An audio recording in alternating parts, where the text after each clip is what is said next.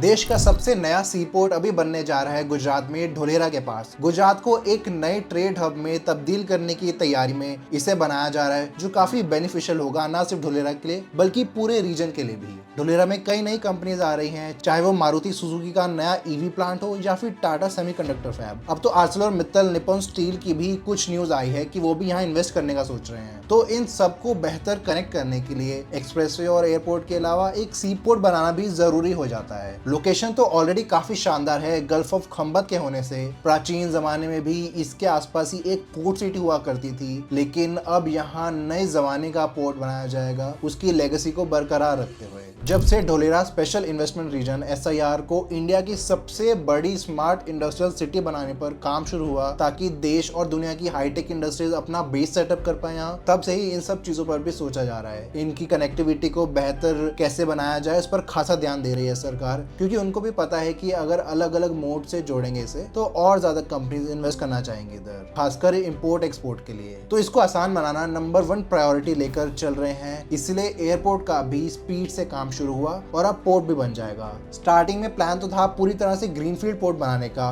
Initial plan के मुताबिक इसे प्राइवेट सेक्टर के साथ मिलकर डेवलप करना था ताकि तेज स्पीड और बजट के अंदर पूरा हो सके। सुनने में आया है कि अदानी ग्रुप ने इसमें इंटरेस्ट दिखाया। विजन ये है कि पोर्ट बनेगा तो ढोलेरा एक ग्लोबल मैन्युफैक्चरिंग और ट्रेडिंग हब भी बन पाएगा और इकोनॉमिक एक्टिविटी भी बढ़ेगी। लेकिन कहानी में एक छोटा सा ट्विस्ट तब आया जब ढोलेरा का जो एरिया प्रपोज किया गया था पोर्ट बनाने के लिए वो बाद में कैंसिल कर दिया गया एनवायरमेंटल चैलेंजेस, फंडिंग और वायबिलिटी के कारण।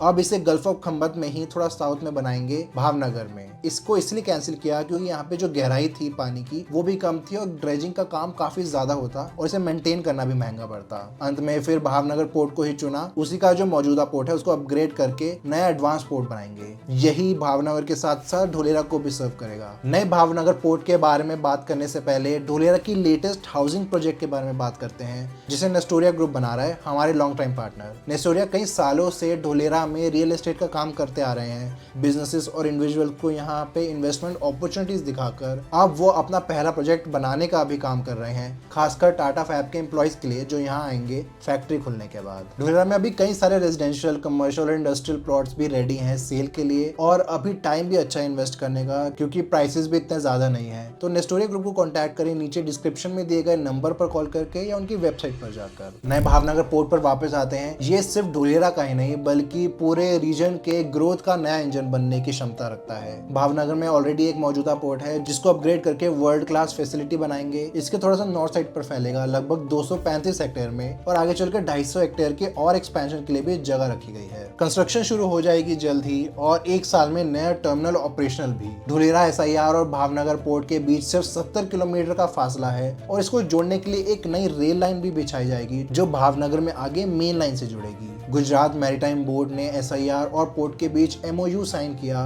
जिससे ये ढोलेरा का गो टू पोर्ट घोषित किया गया, यानी जो भी फैक्ट्री लगेगी यहाँ उसको अपना माल इंपोर्ट एक्सपोर्ट करने में सबसे ज्यादा आसानी यहीं से होगी। इसके इंफ्रास्ट्रक्चर पर नजर डालें तो काफी एडवांस होगा। Multipurpose port, containers, fertilisers, edible oil, chemicals, liquid और सबसे खास बात है CNG जैसे कार्गो को भी हैंडल कर सकेगा। एक नया नेविगेशन चैनल जहां से जहाज अंदर आ सके और दुनिया का चौथा सबसे बड़ा नेविगेशन लॉक गेट सिस्टम भी लगेगा यहाँ, 385 मीटर लंबा और 50 मीटर चौड़ा। फायदा ये होगा कि गल्फ ऑफ खंबत की टाइड्स के बावजूद शिप्स अंदर हार्बर में आसानी से आ जा सकेंगी 24/7। पोस्ट पैनामैक्स साइज के बड़े कंटेनर शिप्स 14 मीटर ड्राफ्ट के और very large gas carriers VLCGs 12 metre draft वाले भी यहाँ डॉक कर सकेंगे आसानी से। मतलब स्केल और टेक्नोलॉजी जो बहुत रेयर है देश में, एकदम फ्यूचर रेडी होगा ये। 4 अलग अलग टर्मिनल्स बनाने का प्लान है। पहला कंटेनर टर्मिनल 3 बर्ड्स की कैपेसिटी वाला, फेज 1 में 2 बर्ड्स और फेज 2 में एक और ऐड होगा, टोटल 880 मीटर की लेंथ के साथ। High capacity cranes, container yard सब कुछ होगा यहाँ और रेल यार्ड से भी कनेक्ट रहेगा ताकि कंटेनर सीधा ट्रेन से आ जा सके। दूसरा होगा liquid and chemical terminal, 1 birth वाला, 25 लाख टन एनुअल कैपेसिटी का होगा जहां LPG, केमिकल्स वगैरह हैंडल होंगे। सेफ्टी के लिए कई नॉर्म्स फॉलो करने पड़ेंगे क्योंकि हैजर्डस कार्गो गुजरेगा इससे। तीसरा टर्मिनल मल्टीपर्पज बल्क टर्मिनल का, 2 बर्थ्स वाला, एडिबल ऑयल, फर्टिलाइजर्स और ड्राई बल्क जैसे ग्रेन्स या मिनरल्स संभालेगा ये। फेज 1 कैपेसिटी 12.5 लाख टन सालाना होगी जिसे आगे चलकर और बढ़ाएंगे। स्टोरेज के लिए बैगिंग प्लांट्स, शेड्स और कन्वेयर्स भी होंगे। और चौथा होगा सीएनजी रो टर्मिनल यानी roll on roll of terminal 2 birds के साथ। ये प्रोजेक्ट का सबसे यूनिक हिस्सा है क्योंकि दुनिया का सबसे पहला सीएनजी टर्मिनल होगा। ये 320 मीटर लंबे होंगे दोनों बर्ड्स सिर्फ सीएनजी के लिए। इसे बड़े ट्रेलर ट्यूब्स में लाया जाएगा इधर रोरो वेसल्स के थ्रू, फिर यहाँ उतार के पाइपलाइन से गैस ग्रिड में डाल दिया जाएगा। इतना फ्लेक्सिबल होगा कि फ्यूचर में और भी व्हीकल्स रोरो फेरीज कार कैरियर्स भी हैंडल कर सके। प्रोजेक्ट की टोटल इन्वेस्टमेंट 4000 करोड़ रुपए के करीब है, जो लंदन की फोरसाइट ग्रुप, इंडिया की पद्मनाभ मफतलाल ग्रुप और डच ड्रेजिंग कंपनी बोस्कैलिस के कंसोर्शियम द्वारा लगाया जा रहा है। इन्हीं ने मिलकर Bhavnagar port infrastructure private limited नाम की एक कंसोर्शियम बनाई है कंस्ट्रक्शन करने के लिए और बाद में ऑपरेट भी करेंगे इसको। फोरसाइट शिपिंग और एनर्जी में एक बड़ा नाम है। मफतलाल 100 साल पुरानी इंडस्ट्रियल फैमिली है इंडिया में और बोस्कैलिस ड्रेजिंग मैरिटाइम इंफ्रा में वर्ल्ड लीडर है। नेदरलैंड्स की कंपनी है और इन तीनों का मिलन इसको एक इंटरनेशनल स्टैंडर्ड का पोर्ट बना देगा। पहला फेज अगले साल तक रेडी होने की उम्मीद है, जिसके बाद टेस्टिंग और ट्रायल्स शुरू होंगे।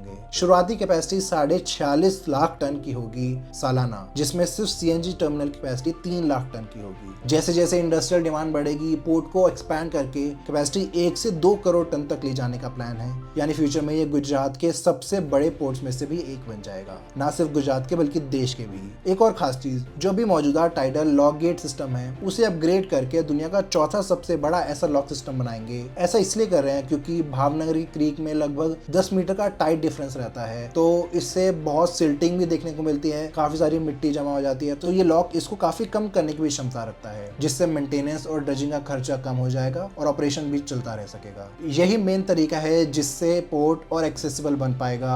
इसको और बेहतर कनेक्ट भी करने का प्लान है एक्सप्रेसवे और रेल लाइन के जरिए। ढुलेरा की सफलता की कहानी सिर्फ अंदर के इंफ्रास्ट्रक्चर से नहीं बल्कि बाहरी कनेक्टिविटी से भी लिखी जाएगी। एक ऐसी इंडस्ट्रियल सिटी जो स्क्रैच से बनी हो तभी फल फूल सकती है जब उसे हर तरफ जबरदस्त रोड, रेल, एयर और सी नेटवर्क से जोड़ा जाए। रोड के मामले में 109 किलोमीटर का एक नया एक्सप्रेसवे बन रहा है अहमदाबाद से, वो भी 4 लेन चौड़ा। ऑलमोस्ट पूरा ही हो चुका है और खुल भी जाएगा जल्द ही। अहमदाबाद से ढुलेरा सिर्फ 40-50 मिनट में पहुंच सकेंगे लोग, जिसमें पहले 2 से ज्यादा घंटे लग जाते थे। ये अहमदाबाद के सरदार पटेल रिंग रोड से शुरू होकर साउथ वेस्ट डायरेक्शन में जाता है, ढुलेरा SIR से, और आगे भावनगर से भी जुड़ता है। 8 मेजर इंटरचेंजेस बन रहे हैं इसमें। उनमें से एक पीपली जंक्शन होगा जिस पर एक 10 किलोमीटर का लिंक रोड सीधा ढुलेरा एयरपोर्ट तक ले जाएगा लोगों को। 120 किलोमीटर पर आवर की टॉप स्पीड के साथ इस पर रोज 25,000 व्हीकल्स चलने का एस्टिमेट है और इसे DMIC Delhi Mumbai industrial corridor का भी हिस्सा माना गया है। मतलब नेशनल इंपॉर्टेंस भी मिल गई है इसको।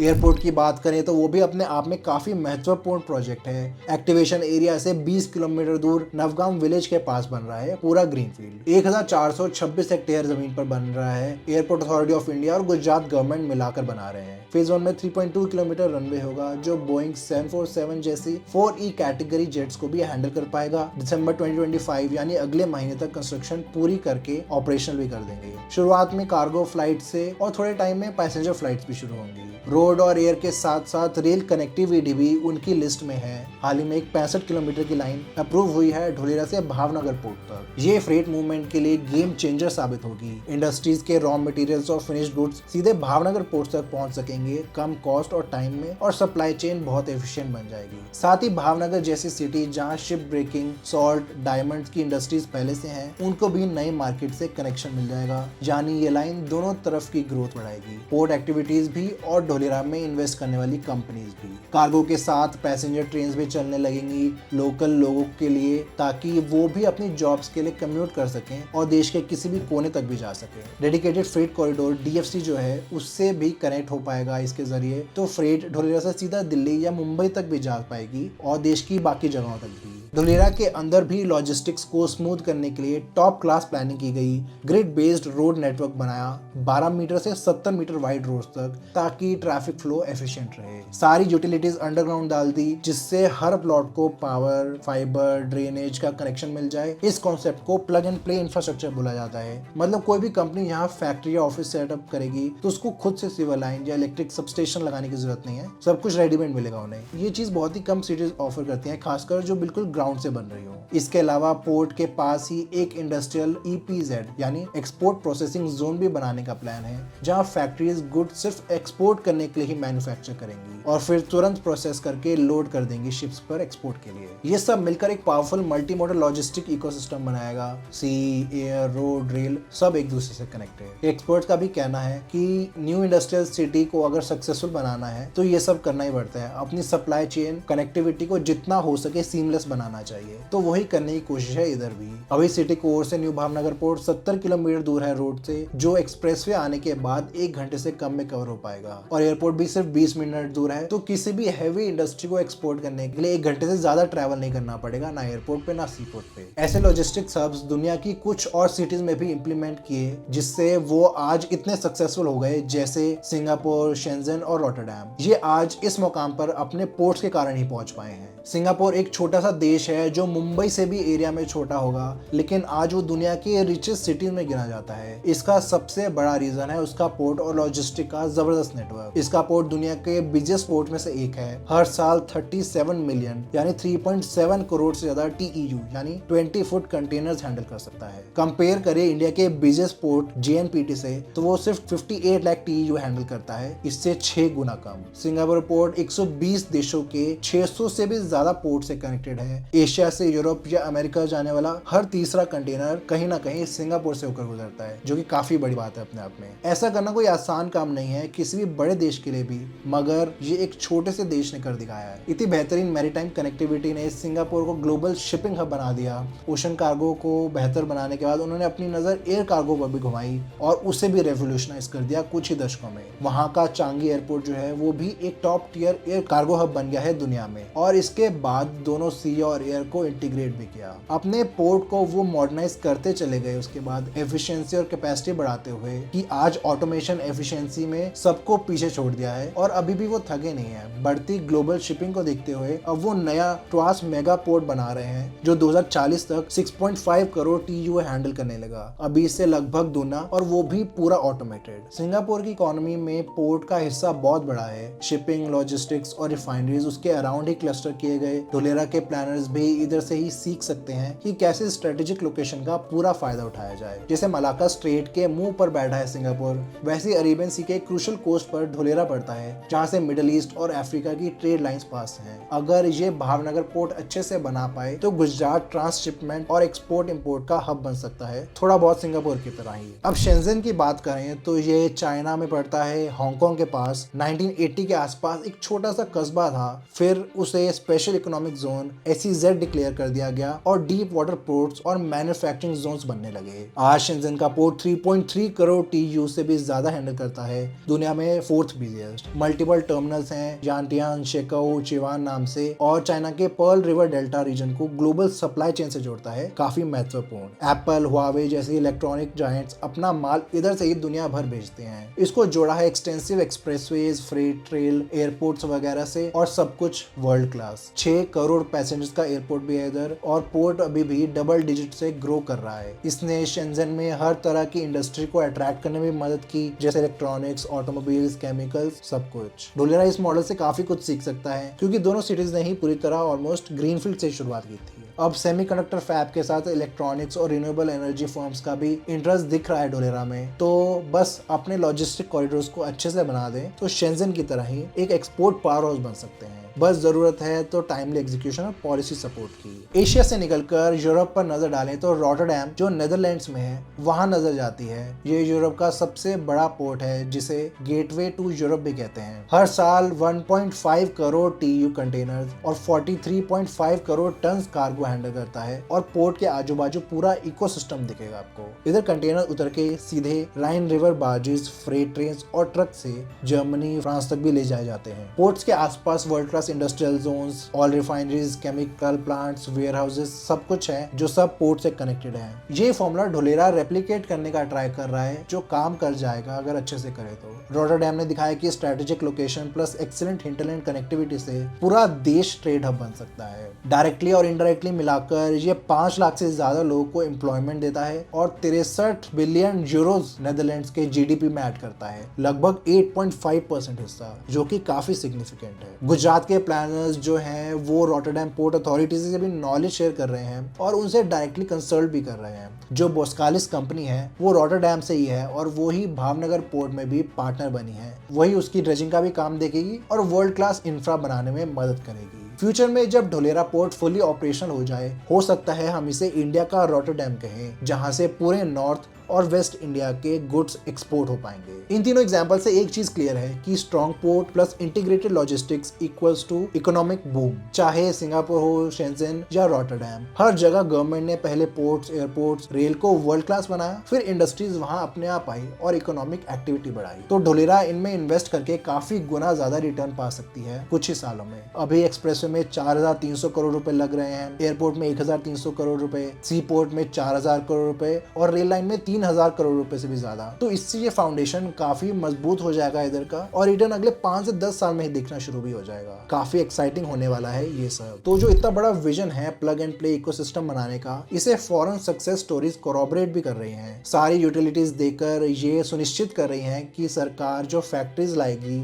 उन्हें कुछ नहीं करना, बस अपनी बिल्डिंग बनाकर काम शुरू करना है। सो जो मारुति सुजुकी जो प्लान कर रही है अपनी फैक्ट्री इधर बनाने का, वो अपने रॉ मटेरियल्स भावनगर पोर्ट से ही कंटेनर्स के जरिए इधर ला सकेंगी, दोनों रेल और रोड से, फिर कार्स बनाकर एक्सपोर्ट करेंगी रो शिप में लोड करके, और अफ्रीका या मिडिल ईस्ट में भी भेज सकेंगी सस्ते में। अगर हाई वैल्यू इलेक्ट्रॉनिक्स एक्सपोर्ट करने हो टाटा जैसी कंपनीज को, तो ढोलेरा एयरपोर्ट से एयर कार्गो से भी ले जा सकती है सिलिकॉन वैली तक सीधा। पोर्ट के नजदीक एक लॉजिस्टिक पार्क भी बनेगा जहाँ पे शिपिंग कंपनीज के office, container depots, cold storage ये सब होगा और ऑपरेशन स्मूथ रह पाएंगे। Overall Gujarat port led growth model अपना रहा है और सागरमाला प्रोग्राम के अंदर भी उनको मदद मिलेगी केंद्र सरकार से। ऐसे पोर्ट्स को इंडस्ट्रियल क्लस्टर से भी जोड़ने पर जोर है इसके अंदर और ढोलेरा उसका एक शानदार उदाहरण बन सकता है। पास के मुंद्रा, पीपापाव जैसे पोर्ट्स भी पहले से ट्रेड बढ़ा रहे हैं और अब भावनगर इसमें एक और बड़ा एडिशन होगा। ये सपना धीरे धीरे हकीकत में बदल रहा है और अगले 1-2 सालों में काफी कुछ बनकर तैयार भी हो जाएगा और उसके बाद तो लैंड प्राइसेस काफी बढ़ जाएंगे। अगर आप अभी इन्वेस्ट करना चाहते हैं इधर, तो नेस्टोरिया ग्रुप को कॉन्टैक्ट करें। ऐसी और वीडियोस देखने के लिए हमें सब्सक्राइब करें। धन्यवाद।